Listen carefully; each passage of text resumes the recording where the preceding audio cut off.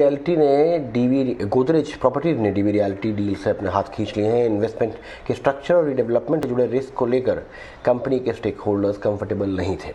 Company के फैसले के पीछे और क्या वजह रही, इस पर हमने गोदरेज प्रॉपर्टीज के एग्जीक्यूटिव चेयरमैन फिरोज गोदरेज से बात की। आइए बात सुन लेते हैं।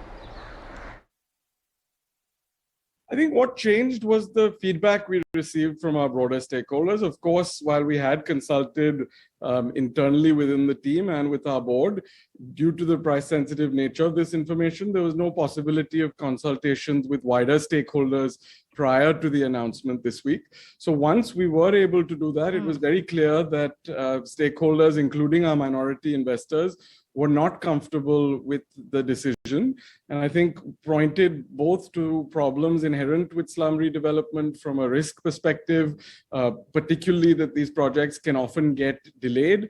They were also not comfortable with the structure of investment. And I think while, of course, it's a little embarrassing for us to reverse ourselves publicly like this in a 24-hour period, at the same time, I think good governance also involves being flexible, being serious about taking aboard the viewpoints of all stakeholders.